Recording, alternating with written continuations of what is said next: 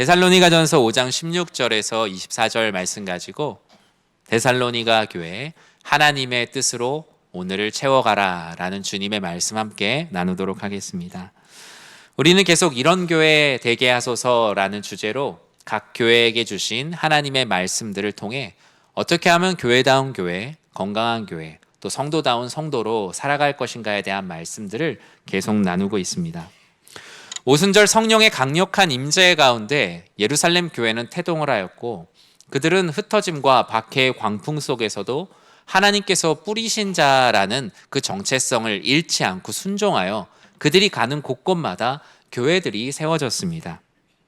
하나님께서 많은 교회들, 고린도 교회, 갈라디아 교회, 에베소 교회, 빌립보 교회 등 많은 교회들을 통해서 하나님의 크신 은혜들을 보여주셨고 또 각 교회에 때로는 부족함을 통하여서 앞으로 어떻게 하면 더 신실한 교회가 될 것인지를 각 교회들을 통해서 권면의 말씀을 통해 우리들에게 귀한 은혜의 말씀들을 주셨어요.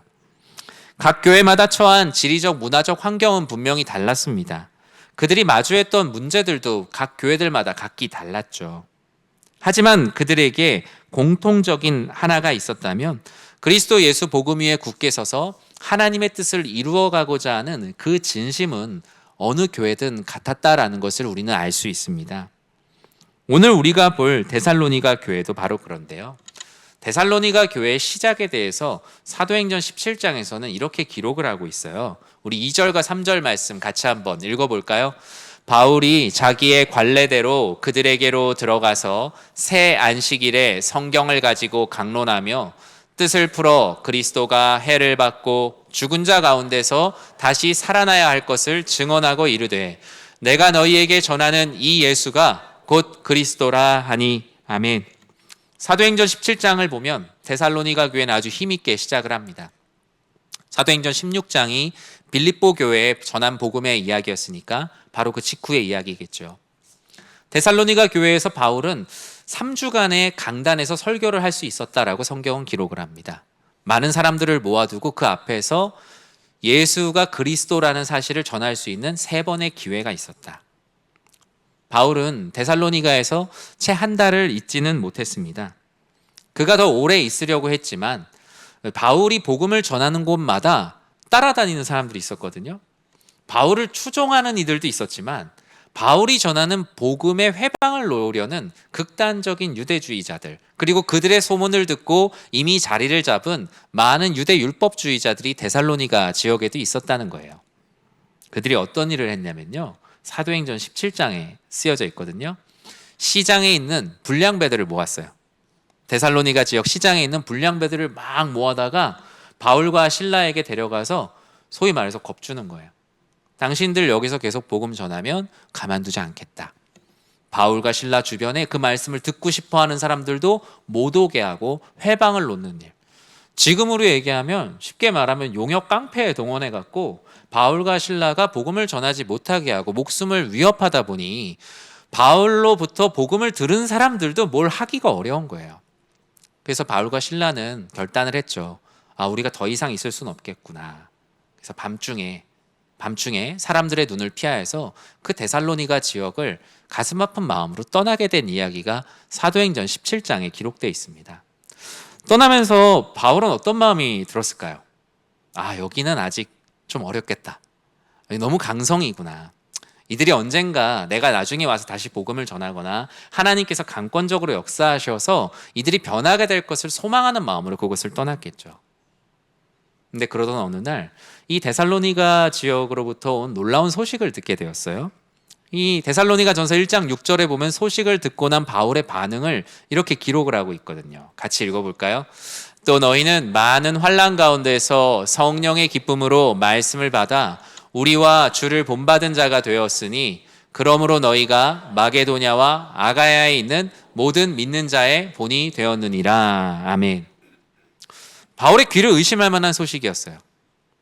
예전에 시장의 불량배들까지 동원해서 복음을 전하지 못했던 그 지역에 그때도 복음을 듣고 변화된 소수의 사람들, 그들은 가정에서 기도하여 모였고 그 가정은 한 가정, 두 가정, 세 가정이 되었고 이제는 그 지역을 변화시키는 어떤 영적인 공동체로 성장하게 되었다는 소식이었어요. 심지어 근근히 그냥 지내는 교회가 아니라 주변에 있는 많은 믿는 자들의 본이 되는 교회가 되었다는 소식은 바울의 마음을 너무나 흡족하게 했죠. 온갖 환난 중에도 성령의 기쁨으로 말씀을 받는 사람들이 되었다. 마게도냐와 아가야의 모든 믿는 자들의 본 롤모델이 되었다고요. 특히 우리가 잘 아는 말씀, 믿음의 역사와 사랑의 수고와 소망의 인내가 있는 그런 교회가 되었다는 것은 바울의 마음을 너무나 기쁘게 했어요. 근데 여러분도 우리 교회에 이렇게 신앙생활하고 있지만 또 나름대로 우리 교회가 어떤 특정 교회가 됐으면 좋겠어라는 어떤 롤모델이 되는 교회들이 성도님들 마음 가운데도 아마 있을 거예요. 반대로 뉴스 같은 거 보면서 저런 교회는 되지 말아야지 라는 생각들도 하죠. 그런데 이 땅의 교회들은 그래요. 정말 악해 보이는 교회도 안을 들여다보면 그래도 그 안에서 나름 잘해보려고 하는 모습이 있고, 우리가 볼 때 완전해 보이는 교회도 정작 교회 안을 들어가 보면 교회 안의 아픔과 해결되지 않는 문제들이 모든 교회들 가운데 있다는 거예요. 완전한 교회는 하나도 없어요. 이 데살로니가 교회도 주변에 믿는 자들의 본이 되었다고 하는데 그들 안에 있는 내부적인 문제를 오늘 바울은 그들에게 알려주고 권면하고 있는 것이 바로 이 데살로니가 전서의 말씀이에요. 그들의 내부적인 문제는 주님의 다시 오심에 대한 문제였어요. 예수님의 재림을 기다린다는 건 좋은 것 아닙니까? 이 땅에 예수님 오실 날 기다리지도 않고 막 사는 사람들과 달리 예수님의 다시 오심에 대해서 깊이 묵상하는 교회면 칭찬을 받아야 될 텐데 이게 도대체 무슨 문제가 됐을까요? 주의 재림의 때를 우리는 지금 기다릴 때 하나님의 시간 안에서 우리는 멀리도 바라보고 가깝게도 바라보는 신앙으로 살아가고 있지만 당시의 성도들은 예수님의 재림의 때가 멀리보다는 가깝게라는 시선에만 있었어요. 왜냐하면 예수님께서 죽으시고 부활하신 지 얼마 되지 않았던 시간들이잖아요. 마치 어제 어디 멀리 가신다고 한 아버지가 오늘 문 열고 돌아올 것 같이 가깝게 느껴졌단 말이에요. 그런데 오시질 않는 거예요. 내 사랑하는 가족들이 병들고 죽어가고 그리고 오신다고 하는데 이것이 잘 되지 않다 보니 이 삶을 살아갈 이 동력이 많이 없었어요. 주의 재림의 때를 기다리는 일상 속에서 기쁘기보단 극심한 불안과 두려움에 빠졌지요. 또 어떤 이들은 반대로 예수님 다시 오신다고 하니까 열심히 살아야 될 이유가 뭐가 있지? 그냥 생업을 다 놓고 그냥 기도처에서 기도만 하는 사람들도 있었어요.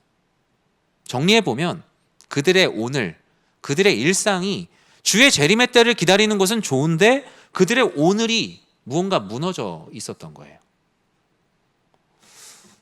여러분 1992년 10월 28일에 무슨 일이 있었죠? 휴거 있었죠. 휴거. 제 날짜도 기억해요. 왜냐하면 그날 교회 앞에까지 와서 나눠줬던 기억이 납니다. 그날 밤에 잠을 자면서 이거 진짜 끝나면 어떡하지? 보험처럼 믿어야 되나? 라는 생각을 어린 나이 때도 했던 기억이 나요. 그 휴거 때 그 다미 성교회에 빠져 있었던 많은 사람들이 어땠죠? 그들이 주의 재림의 때를 기다린다고 했지만 그들은 오늘이 완전 다 무너졌어요. 그 악한 사이비 단체들은 성도들의 오늘을 다 빼앗아갔어요. 재산, 집, 직업, 그냥 여기 와서 기도만 하라고. 그런데 바울은 데살로니가 교회에 어쩌면 이 시한부 종말론을 얘기했던 다미 성교회와 정반대의 이야기를 하고 있어요. 주님의 다시 오심, 주의 재림을 기다리는 종말 신앙의 성도란 세상에서 도망치는 것도 아니고 오늘을 허비하는 사람들도 아니라 오히려 지극히 평범한 오늘을 하나님의 뜻으로 충만하게 채워가는 사람들이 바로 종말 신앙, 건강한 종말 신앙을 가진 사람들이다라는 것을 데살로니가 전서를 통해 쭉 권면을 하고 있습니다. 그렇다면 오늘 본문에서 주의 재림의 때를 기다리는 우리들에게 오늘 채우라고 하시는 큰 하나님의 뜻이 무엇인가? 우린 세 가지를 보려고 하는데요. 우리가 잘 아는 말씀이죠. 우리 같이 한번 다 같이 우리의 소망을 담아 합독하도록 하겠습니다. 항상 기뻐하라. 쉬지 말고 기도하라. 범사에 감사하라. 이것이 그리스도 안에서 너희를 향하신 하나님의 뜻이니라. 아멘. 우리가 너무나 잘 아는 말씀이죠. 데살로니가 전서에서 설교를 어떤 본문을 할까 하다가 이 본문을 정했을 때 저에게 이 본문은 되게 산과 같은 본문이거든요. 모든 하나님 말씀이 그렇지만 설교자가 설교하기에 까다로운 본문이 있어요. 해석하기가 어려워서가 아니라 그렇게 살아내기가 어려워서 설교하는데 항상 주춤하는 본문들이 많이 있습니다. 근데 그것은 비단 저뿐만은 아닐 거예요.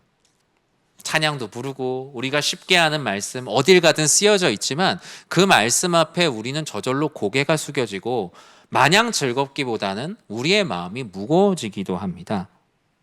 사실 우리가 항상 기뻐하라, 쉬지 말고 기도하라, 범사에 감사하라, 기쁨과 기도와 감사 이 세 가지 말씀을 보통 알고 있지만 사실 이 말씀이 이 세 가지만을 말하는 건 아니에요. 이 우리가 읽은 본문의 앞뒤를 보면 이 세 가지만 말하신 것이 아니거든요. 하나님이 이 주의 재림의 때를 기다리면 뭐라고 말씀하셨냐면 게으른 자들을 깨워서 권면해라. 그리고 마음이 약한 자들 마음을 독려해라. 힘이 없는 자들 너희가 가서 주 예수 그리스도의 이름으로 힘이 되어 주어라. 모든 사람들에게 오래 참으며 사랑 안에서 서로를 가장 귀히 여겨라. 어떤 일이든 화목해라. 악을 악으로 갚지 말고 항상 모든 일에 선을 따라라. 이 모든 말씀 다 하신 거예요. 이 말씀이 겉에 이렇게 잘 쌓여져 있고 가운데 씨앗처럼 항상 기뻐하라, 쉬지 말고 기도하라, 범사에 감사하란 말씀이 들어있는 거예요. 바울은 큰 숨을 쉬고 항상 기뻐하라는 말씀을 통해 우리를 향하신 첫 번째 하나님의 뜻을 말합니다. 항상 기뻐하라. 항상 기뻐하라 몇 글자죠, 여러분? 어렵지 않죠? 몇 글자죠? 네, 6글자죠? 성경에서 한 절에서 가장 짧은 말씀이에요. 신약 성경에서 항상 기뻐하라 6글자. 구약에도 있습니다. 뭐 있죠? 구약에? 별로 이렇게 무서운 말씀이긴 한데 살인하지 말라. 뭐 하지 말라는 것들이에요. 주로 간음하지 말라. 이 2개 있어요. 근데 영어 성경에 보면 더 짧은 느낌이 있는데 요한복음 11장 35절에 보면 예수께서 눈물을 흘리시더라. 이게 보면 영어 단어로 Jesus wept. 그냥 그렇게 쓰여져 있어요. Jesus wept. 딱 한 절이. 9절을 나중에 구분할 때 9절이 짧지만 이렇게 짧게 나눈 이유는 그 짧음 안에 강력한 무게감이 있기 때문이에요. 항상 기뻐하라. 오늘 하루 채워가기 가장 어려운 말씀이 아닐까요? 어떻게 사람이 항상 기뻐할 수 있습니까? 그렇다고 데살로니가 교회 성도들의 삶이 낙원 같은 삶이었을까요? 반대죠, 사실. 당시에 예수를 그리스도로 믿으며 살아간다는 것에는 엄청난 손해를 감당해야 됐어요. 사업을 하는데도 손해고, 살아가는데도 손해고, 명예를 얻는데도 손해고, 예수를 그리스도로 믿는다고 해서 세상에서 얻을 수 있는 영광과 명예는 거의 없었다고 보시면 됩니다. 오히려 직업을 잃을 수도 있고 생계의 위협을 느낄 수도 있습니다. 데살로니가 교회에 권면하고 있는 바울도 여기서 예외는 아니었어요. 바울은 그들에게 항상 기뻐하라고 권면하며 그 대상 가운데 자신을 포함합니다. 어쩌면 항상 기뻐하라는 이 말씀은 우리 항상 기뻐하자라는 믿음의 결단이에요. 감정의 문제, 긍정적인 삶을 돌려서 독려하는 것이 아니라 우리 안에 그렇게 살자라고 영적으로 결단하는 표현에 가깝습니다. 이 세상의 기쁨은 환경의 지배를 받습니다. 통장에 잔고가 넉넉할 때 기뻐하기 쉽지만 바닥이 보이면 기쁨도 바닥이 있구나라는 것을 볼 수 있습니다. 자녀가 시험 성적을 좋게 받아오면 이 기분이 막 하늘 끝까지 하늘이 이렇게 높구나라는 것을 느낄 수 있지만 자녀가 정말 성적이 비가 막 오면 이렇게 기분이 낮아질 수도 있구나라는 것도 우리는 부모로서 삶을 살면서 경험합니다. 바울이 항상 기뻐하라고 하는 것은 이런 조건부의 기쁨에서 벗어나는 영적인 결단을 지금 촉구하는 겁니다. 우리는 항상 어떤 일의 결과값으로 마치 방정식의 답을 구하듯 기쁨이 결과값으로 나오지만 우리에게 주 안에서 누리는 기쁨은 그런 것이 아니다. 주님의 존재만으로 기뻐하는 그 기쁨만으로 우리는 항상 기뻐할 수 있다. 나의 반석이신 그리스도 예수로부터 터져나오는 믿음의 결단만이 우리가 항상 기뻐할 수 있는 힘이다라고 우리에게 권면합니다. 사랑하는 성도 여러분, 우리의 삶에 일회용 같은 기쁨이 얼마나 많이 있습니까? 물론 우리가 필요하다 보면 일회용품을 많이 쓰죠. 근데 평생 일회용품 쓸 수는 없어요. 여러분 밖에 나가서 일회용 그릇에 밥 먹을 때 있지만 여러분 집에 문 열었는데 일회용 그릇만 잔뜩 있어서 매일 쓰고 버리는 분 아마 없는 걸로 알고 있어요. 우리는 일회용 구원이 아닌 영원한 구원을 받은 사람들입니다. 일회용 기쁨이 아닌 영원한 기쁨이 필요해요. 그런데 영원한 기쁨은 영원한 곳에서만 나오는 겁니다. 그래서 우리는 예수 그리스도 안에서만 항상 기뻐할 수 있어요. 다른 것은 영원한 것이 아니기 때문이에요. 내가 만들어낸 감정적 기쁨이 아니라 우리는 성령께서 주시는 영원함, 초월적 기쁨, 지속 가능한 기쁨이 필요해요. 그래서 로마서 14장 17절에선 하나님의 나라는 어떤 것이라고 말합니까? 우리 같이 읽어볼까요? 하나님의 나라는 먹는 것과 마시는 것이 아니요 오직 성령 안에 있는 의와 평강과 희락이라. 이로써 그리스도를 섬기는 자는 하나님을 기쁘시게 하며 사람에게도 칭찬을 받느니라. 아멘. 인생에 무엇이 성공입니까? 하나님 기쁘시게 하며 사람들에게도 칭찬받는 것. 그게 인생의 성공 아닙니까? 그런데 그 인생의 성공이 먹고 마시는 것에 있는 것이 아니라 오직 성령 안에 있는 의와 평강과 희락이라. 즉 주 안에서 항상 기뻐하는 것에 그 놀라운 은혜가 숨겨져 있다라고 말씀합니다. 여러분 숙제 하나 내드릴게요. 오늘 집에 가셔서 집에 딱 도착하셨을 때 거울을 보세요. 주일 하루를 보낸 여러분의 얼굴이 어떠한가? 오만상 다 찡그리고 있는 얼굴인가? 아니면 정말 내가 오늘 주일 하루를 쳐냈구나라는 얼굴인가? 아니면 정말 내가 너무나 소망했던 그 자리에 갔다 와서 그 기쁨으로 가족들과 내가 하나님 아버지 안에 받은 은혜를 충만하게 나누기에 부족함이 없는 얼굴인가? 거울에서 우리의 어떤 머리나 화장만 볼 게 아니라 우리가 정말 주 안에서 항상 기뻐하는 모습인지 우리의 시면을 들여다볼 수 있는 말씀의 거울에 여러분들을 비추어 보는 모두가 되시길 진심으로 축복합니다. 그러면서 스스로에게 외치십시오. 결단하는 거예요. 주 안에서 항상 기뻐하자. 하나님 앞에서 내가 이 세상의 이 기쁨을 빼앗기지 않도록 스스로 결단하는 모두가 되시길 진심으로 축복합니다. 오늘 본문은 오늘을 채워갈 우리를 향하신 하나님의 두 번째 뜻으로 쉬지 말고 기도할 것을 우리들에게 권면합니다. 이 말씀을 듣고 그래 그렇게 하자 자신 있어 라고 얘기할 수 있는 분은 아무도 없을 거예요. 쉬지 않고 기도하는 것, 문자 그대로 직역하면 마치 공부하고 있는데 부모님이 와서 계속 공부하라고 얘기하는 거랑 비슷한 느낌이지 않을까 싶습니다. 그런데 이 말씀은 오히려 반대에 가깝죠. 반대. 일상을 내던지고 기도하는 데 전념하라는 것이 아니라 너희의 일상 자체가 기도가 되게 하라는 것이죠. 예배와 일상이 분리되어서 예배당 밖에 나가서 신앙이 뚝 단절되는 것이 아니라 일상의 모든 곳이 하나님께 끊임없이 여쭙고 대화하는 현장이 되게 하는 겁니다. 쉬지 않고 기도하는 것은 물리적인 시간의 양을 채우는 것이 아닙니다. 하나님과 끊어지지 않는 영적인 연결 상태, 한 번도 끊어진 적 없는 계속 접속의 상태를 유지하는 거예요. 하나님과의 관계에서 계속 로그인된 상태를 계속 유지하는 거죠. 내가 하나님 안에서 보여주고 싶은 모습이 있을 땐 로그인한 상태로 살아가고 하나님 앞에 부끄러운 모습으로 살아가고 하나님의 뜻 가운데 살아가면 손해볼 때는 접속을 끊었다가 붙였다가 하는 그런 신앙이 아니라 모든 상황 속에서 하나님과 연결되어 있는 삶, 그것이 바로 쉬지 말고 기도하는 삶이에요. 하나님이 필요할 때는 그때 기도하며 주섬주섬 콘센트를 꽂아 연결하고 하나님이 필요하지 않을 때는 오히려 방해가 되니 뽑아놓고 살아가는 삶이 아니라 아침에 눈을 뜰 때 새날을 주심에 감사하고 일터에서 학교에서 어려운 결정을 할 때에도 하나님의 뜻 가운데 은혜를 구하고 아버지 하나님의 은혜 가운데 내 마음의 모든 것들을 올려드리며 살아가는 거죠. 그것이 바로 하나님께서 기뻐하시는 인생, 아버지 하나님께 연결되어 있는 삶이에요. 결국 이 쉬지 말고 기도하라는 것은 우리가 죄인이기 때문에 우리는 죄악의 관성을 거스를 수 없어요. 우리는 쉬지 않고 기도할 수가 없는 존재예요. 왜냐? 죄인이니까요. 우리의 기도를 방해하는 게 뭐죠? 걱정과 염려.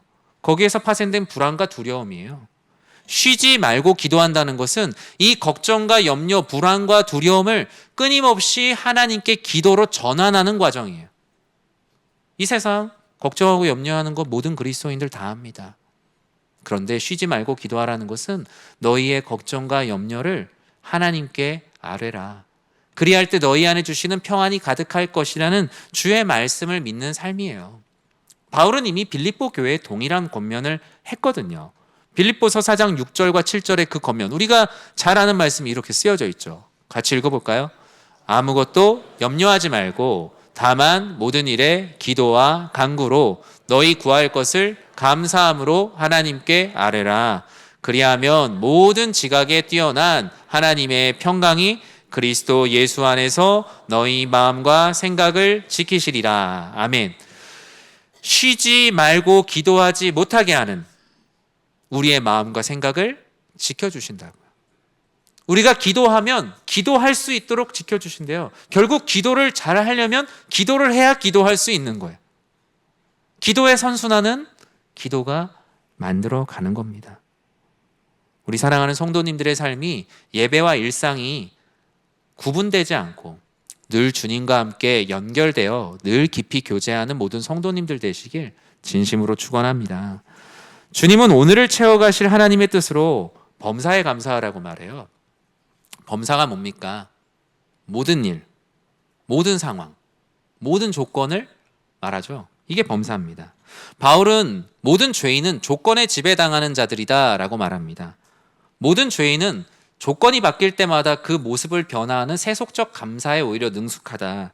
그러나 모든 일, 모든 상황, 모든 조건에 감사하는 범사의 감사, 즉 하나님의 섭리와 인도하심에 감사하면 너희의 삶은 새로운 국면을 맞이하게 될 것이다 라고 권면하고 있어요.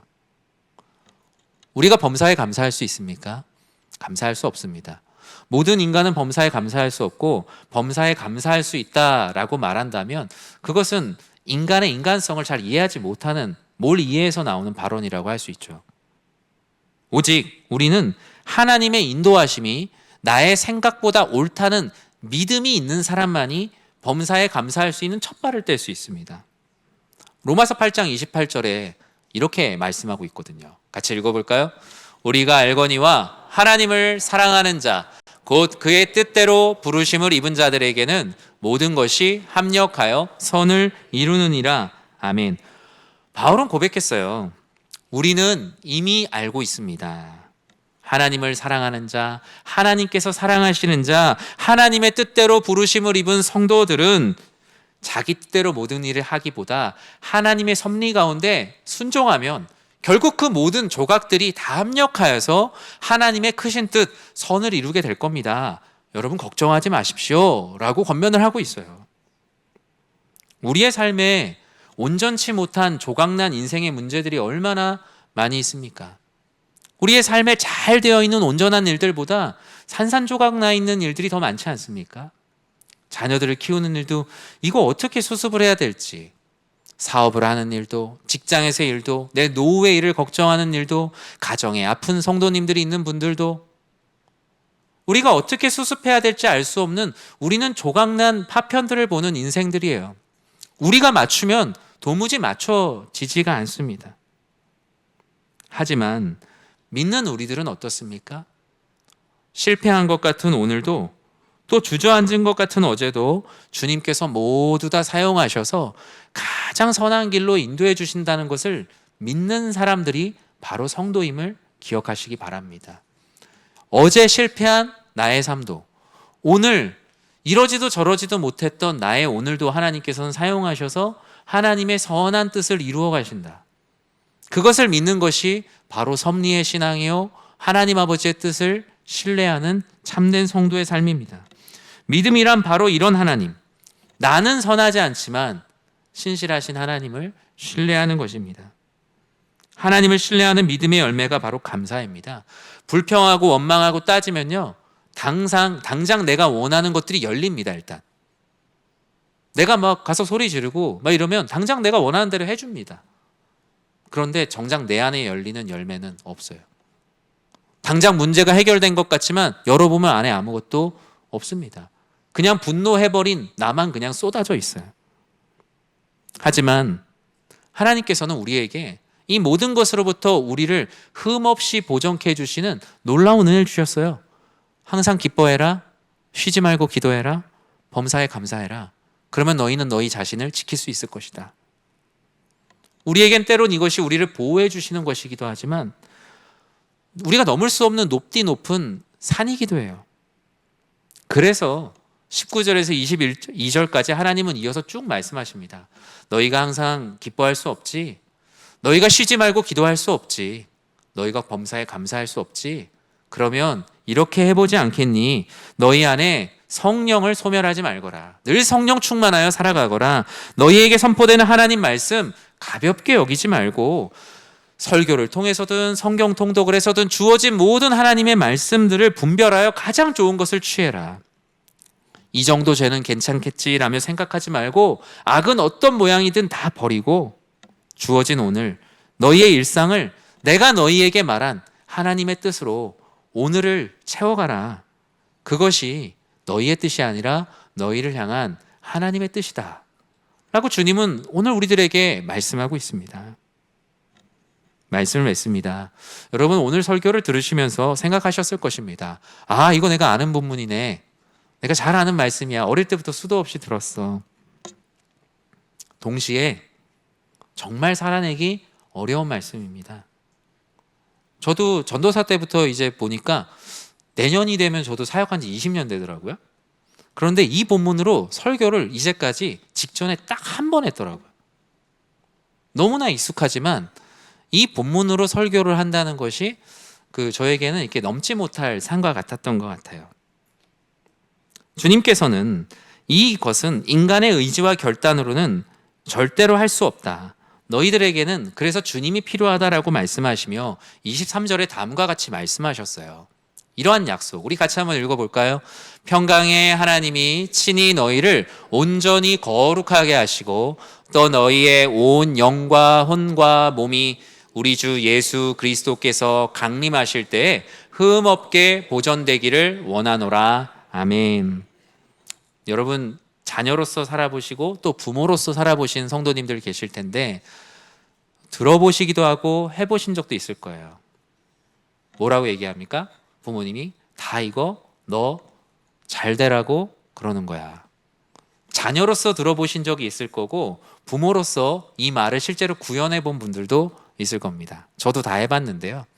자녀로서 들었을 때는 아유, 어머니는 뭐 본인 자아 실현하려고 나를 공부시키는 건가 라는 그런 생각도 들었을 때가 있었고, 그냥 잔소리라는 생각으로 들었을 때가 있었어요. 그런데 정말 진심으로 부모로서 자녀에게 그 말을 할 때 정말 잘 됐으면 하는 마음에서 하셨겠구나 라는 것을 시간이 지나서야 알게 되는 깨달음과 지식이 있습니다. 하나님께서 오늘 우리들에게 항상 기뻐하라, 쉬지 말고 기도하라, 범사에 감사하라. 하나님이 뭐가 부족해서 그러실까요? 하나님이 우리가 무슨 하나님의 기쁨조처럼 살아가라고 우리에게 그와 같은 것들을 강제로 시키는 것일까요? 그렇지 않습니다. 주의 재림의 때에 오늘 본문에서 말씀하시잖아요. 주님께서 다시 오실 때에 나의 자녀들이 흠없이 보존되었으면 하는 그 마음에서 난 너희들이 기뻐하고 기도하고 감사했으면 좋겠다는 거예요. 마치 결혼식 날 나의 자녀들이 세상에서 가장 멋지고 아름다운 신랑 신부가 되었으면 하는 그 어머니 아버지의 마음, 이 모든 것을 우리에게 그냥 맡겨두면 되지 않으니까 함께 하시겠다고 약속하시며 24절에 이렇게 말씀하셨잖아요. 같이 읽어볼까요? 너희를 부르시는 이는 미쁘시니 그가 또한 이루시리라. 아멘. 이것을 믿는 것이 바로 신앙입니다. 너희를 부르시는 이는 미쁘시다. 미쁘다라는 말 안 쓰잖아요. 미쁘다가 뭡니까?